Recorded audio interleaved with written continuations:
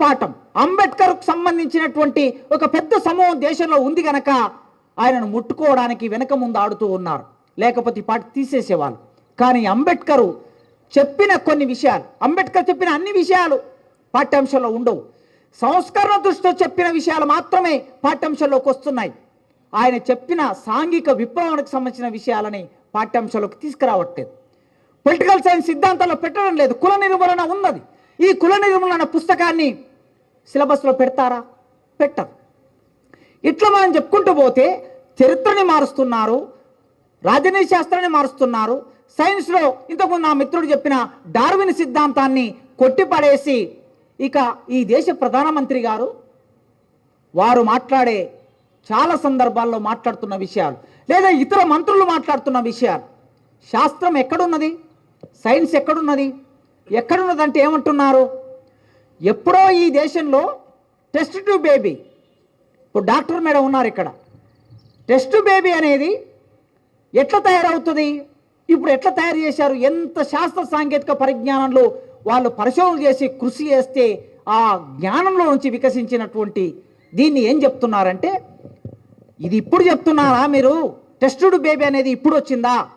భారతదేశంలో మహాభారతం మొదలైందే కుండలో పుట్టినటువంటి పిల్లల ద్వారా మొదలైంది.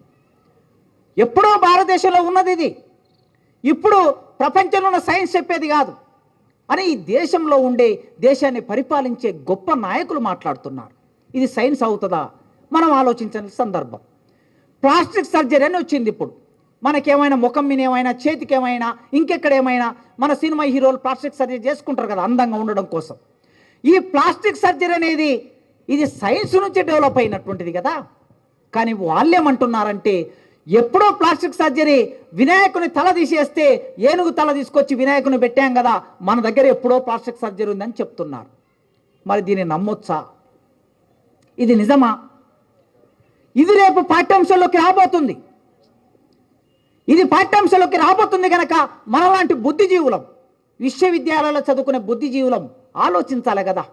అందుకే పాఠ్యపుస్తకాలు సమూలంగా మార్చుతున్న సందర్భంలో సైన్స్ అనేది చాలా ప్రధానమైన చర్చనీయాంశంగా ముందుకు రావడం ఈ సందర్భం. ఎందుకు వైజ్ఞానిక సభ, ఎందుకు విజ్ఞాన సభ, ఈరోజు ఎందుకు మనం ఇట్లా మాట్లాడుకోవాలి అంటే, మన విద్యకు ప్రమాదం వచ్చింది, మన ఆలోచనకు ప్రమాదం వచ్చింది. ఈ ప్రమాదం వస్తే నీకు నాకేమిటి నష్టం? సమాజానికి నష్టం. సమాజానికి ఏమిటి నష్టం? నీవు ఆలోచించకపోతే నీ ముందు ఏం జరుగుతుందో తెలియదు. తెలియనప్పుడు నిన్ను ఎవరు దోపిడీ చేస్తున్నారో ఎట్లా తెలుస్తుంది? భగవంతునికి భక్తునికి అనుసంధానమైనది అంబికా దర్బార్ బత్తి అన్న తర్వాత ఆ అంబికా దర్బార్ బత్తిని కొనటమే నీ ఏకైక లక్ష్యం అనుకున్నప్పుడు ఇక మిగతా మేము ఆలోచించం. దోపిడీ ఎట్లా జరుగుతుందో, దోపిడీ ఎట్లా జరుగుతుంది ఇక్కడ కేవలం దేవుడు మతం వీటికి సంబంధించిన విషయం మాత్రమే కాదు. దీని ద్వారా మరి లక్ష్యం ఏమిటి? వాళ్ళ లక్ష్యం ఎక్కువ రోజులు అధికారంలో ఉండాలి. ఎక్కువ రోజులు అధికారంలో ఎందుకు ఉండాలి? ఎక్కువ రోజులు ప్రజల్ని దోపిడీ చేయాలి. ఎట్లా దోపిడీ చేయాలా? ఎప్పుడైనా సరే మతము, రాజ్యము, పెట్టుబడి మూడు ఒకే దగ్గర వస్తాయి, కలిసి వస్తాయి, కలిసి నడిచి వస్తాయి. మీకు బ్రిటిష్ వాడు ఇక్కడికి వచ్చాడు, పెట్టుబడి తీసుకొని వచ్చాడు. బ్రిటిష్ వాడు పెట్టుబడి తీసుకొని వచ్చిన తర్వాత పెట్టుబడి పెట్టాడు. పెట్టుబడి పెట్టిన తర్వాత ఎక్కువ లాభాలు రావాలి. ఎక్కువ లాభాలు రావాలంటే ఎక్కువ దోపిడీ చేయాలి. ఎక్కువ దోపిడీ చేయాలంటే ఈ దేశాన్ని తన చేతుల్లోకి తీసుకోవాలి. కనుక రాజ్యం వచ్చింది, అంటే బ్రిటన్ రాజ్యం వచ్చింది. మొదలు పెట్టుబడి వచ్చింది, తర్వాత రాజ్యం వచ్చింది. రాజ్యము పెట్టుబడి రెండు వచ్చిన తర్వాత దేశాన్ని తన చేతుల్లోకి తీసుకోవాలంటే ఏం చేయాలి? ఈ చేతుల్లో బైబిల్ పెట్టాలి, నీ కాళ్ళ కింది భూమిని తీసుకోవాలి. చేతుల్లో బైబిల్ పెట్టారు, కాళ్ళ కింది భూమిని తీసుకున్నారు, అంటే మతాన్ని తీసుకొచ్చారు. మొదలు పెట్టుబడి వస్తుంది, తర్వాత రాజ్యం వస్తుంది, తర్వాత మతం వస్తుంది. ఈ మూడు వేరువేరుగా ఎప్పుడుండవు ప్రపంచంలో. మీరు ఫ్రెంచ్ దేశం తీసుకుంటారా, ఐరోపా దేశాల్లో, ఐరోపాలో ఉన్న ఏ దేశాలైనా తీసుకోండి, లేదా ఇండియాలో ఉన్న ఏ దేశమైనా తీసుకోండి. నన్నయ్య రాజరాజ నరేంద్రుడు రాజు అయ్యాడు. రాజరాజ నరేంద్రుడు రాజు అయిన తర్వాత రాజమండ్రి కేంద్రంగా నన్నయ్యని మహాభారతం రాయమన్నాడు. రాజుకు మహాభారతానికి ఏం సంబంధం? అంటే రాజు అనేటటువంటి వాడు ఎక్కువ కాలం పరిపాలించాలంటే ఒక మత గ్రంథం అవసరం. మత గ్రంథం అవసరం కనుక సంస్కృతంలో ఉంది. మరి తెలుగు చదివే వాళ్ళకి అర్థం కాదు కనుక తెలుగులో ట్రాన్స్లేట్ చేయమని నన్నయ్యని అడిగితే నన్నయ్య దాన్ని తెలుగులో ట్రాన్స్లేట్ చేసి ఇచ్చాడు. రాజ్యము మతము ఆనాడు రెండు కలిసి నడిచాయి. ఆ రోజు మతమే భూస్వామ్యం, భూస్వామ్యం మతం రెండు వేరు వేరు కాదు. కానీ వాళ్ళ పెట్టుబడి అనేది ఒకటి ఎదిగింది గనక ఇప్పుడు రాజ్యము, పెట్టుబడి, మతం ఈ మూడు కలిసి నడుస్తాయి. అందుకే వాళ్ళు ఎక్కువ రోజులు దోపిడీ చేయాలంటే మనల్ని మతం మత్తులో ఉంచాలి. క్వశ్చన్ చేయకూడదు. నీ కళ్ళ ముందర ఏం జరుగుతుందో క్వశ్చన్ చేయకూడదు. మీ అందరి ఊళ్ళల్లో బొడ్రాయి పండుగలు జరిగాయి. బొడ్రాయి పండుగల వెనుక ఎంత దోపిడి ఉందో గత 10 ఏళ్ళుగా చెప్తూ ఉన్నా. నేను 10 ఏళ్ళుగా రాస్తూ ఉన్నా. ఇది కేవలం బొడ్రాయి పండుగ కనిపిస్తుంది మనకి, కానీ బొడ్రాయి పండుగ వెనుక ఒక్కొక్క కుటుంబం 20,000 30,000 అప్పు చేస్తారు. ఈ అప్పు చేసిన డబ్బులని 7 రోజులు పండుగ జరుగుతుంది. ఆ ఊరోడు ఈ ఊరికి రావద్దు, ఈ ఊరోడు ఆ ఊరికి రావద్దు. 7 రోజులు మొత్తం ఊరినంతా దిగ్బంధం చేస్తారు. దిగ్బంధం చేసినాక మన కుటుంబ సభ్యులందరినీ పిలిపించుకుంటారు, బంధువులు పిలిపించుకుంటారు. యావరేజ్గా ఒక కుటుంబంలో 10 మంది బంధువులు ఉంటారు అనుకుందాం. 10 మంది ఒక దగ్గర కూర్చొని 7 రోజులు ఏ పని చేయకుండా కూర్చొని తింటారు. కూర్చొని తింటే ఎన్ని బియ్యం, 10 మంది అనుకోండి, 3 పూటలు తినాలంటే ఎన్ని కిలోల బియ్యం అయితే లెక్కేయండి. అట్లా 7 రోజులు లెక్కేయండి. ఈ లెక్కలో బియ్యం మీద ఎంత ఖర్చు పెడుతున్నారు? పండుగ రోజు చివరి రోజు ఏం చేయాలి? కొత్త బట్టలు కట్టుకోవాలి. 10 మందికి బట్టలు కొనుక్కుంటారు. 10 మందికి బట్టల ఖర్చు అవుతుంది. బియ్యం ఖర్చు, బియ్యం కొంటే బియ్యాన్ని తయారు చేసి రైతు దగ్గరికి వెళ్ళదు. ఆ డబ్బు బియ్యాన్ని తీసుకొని తర్వాత దాన్ని పెట్టుబడిగా మార్చి ఎవడైతే వ్యాపారస్తుడు ఉంటాడో వాడి దగ్గరికి ఆ డబ్బు వెళ్తుంది. బట్టల వ్యాపారం దగ్గర బట్టలు కొంటే వెళ్తుంది.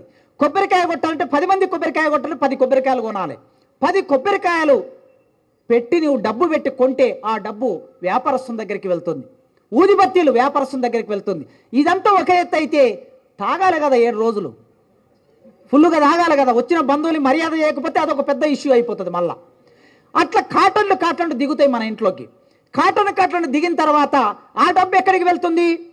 ఎవడైతే ఆ వైన్ తయారు చేస్తాడో, ఆ డిస్ట్రిబ్యూటర్ ఎవడు ఉంటాడో వాని దగ్గరికి వెళ్తుంది. ప్రతి పైసా, నీ పైసా అంతా కూడా పెట్టుబడిదారుడి చేతుల్లోకి, వ్యాపారస్తుడి చేతుల్లోకి పోతుంది. 7 రోజుల తర్వాత నీవు అప్పుల పాల అవుతావు. నీకు మిగిలేది ఏముండదు.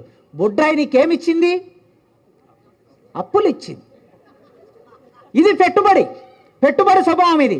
అంటే నీ ఆలోచన ఈ ప్రశ్న ఒకవేళ ఊళ్ళో ఉన్న ఒక 100 మంది యువకులు కలిసి ఒక ప్రశ్న వేస్తే, ఎందుకండి మనకు బొడ్రాయి ఉంది కదా, మామూలుగా ఊళ్ళో ఉంది కదా, రోడ్డు పైకి వచ్చినప్పుడు బొడ్రాయి కిందికి పోతుంది.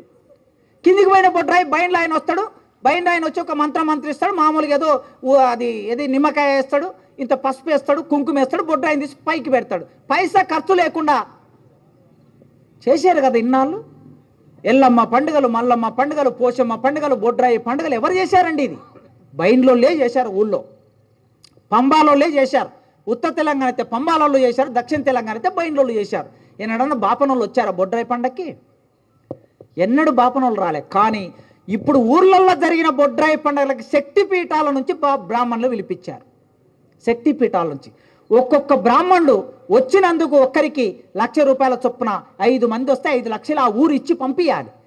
5 లక్షలు బ్రాహ్మణులకు ఇవ్వాలంటే ఒక్కొక్క ఇంటి మీద ఎంత వేశారో మీరు లెక్క చూడండి. నేను మామూలుగా చెప్పాను. ఒక గ్రామాన్ని నేను యూనిట్గా తీసుకొని ఒక సర్వే చేస్తే ఒక్కొక్క కుటుంబం మీద 30,000 యావరేజ్ చెప్పాను. ఆ లెక్క ఒకరు 50,000 ఖర్చు చేశారు, 1,00,000 ఖర్చు చేశారు. ఈ ఖర్చు అంతా వాళ్ళు చేసింది అప్పే. అందుకే ఇక్కడ ప్రశ్న వెయ్యకుండా నిన్ను దోపిడీదారుడు దోపిడీ చేసుకొని వెళ్ళిపోయాడు. ఇది దీని లక్షణం.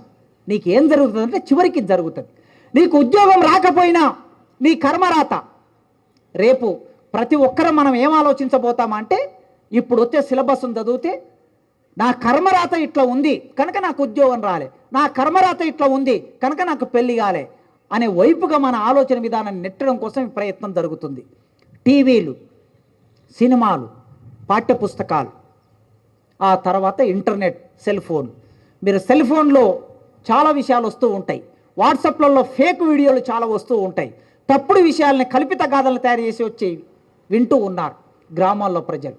పొద్దున్నే లేస్తే 6 గంటలకు లేస్తే టీవీ పెడితే ప్రవచనాలు మొదలవుతాయి. ఓ 20-30 మంది దేశం మీద పడ్డారు.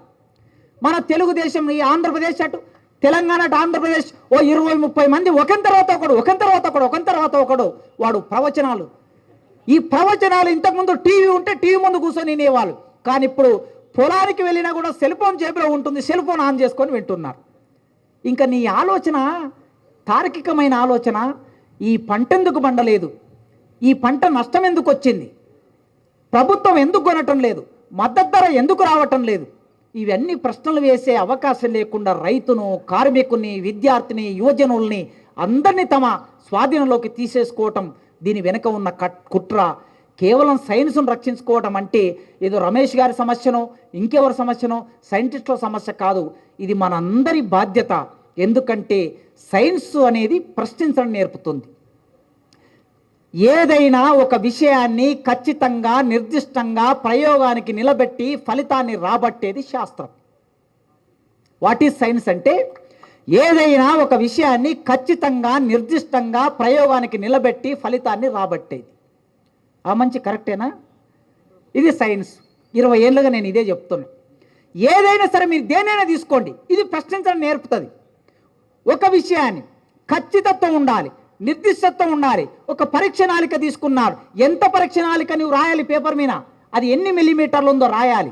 ఇన్ని మిల్లీమీటర్ల పరీక్ష నాళిక, ఇన్ని వేడి నీళ్ళు ఇందులో పోశారు లేదా వేడి చేశారు, ఆ వేడి నీళ్ళు ఎన్ని నీళ్ళు వేసావు అందులో ఖచ్చితంగా నువ్వు పేపర్ మీద రాయాలి.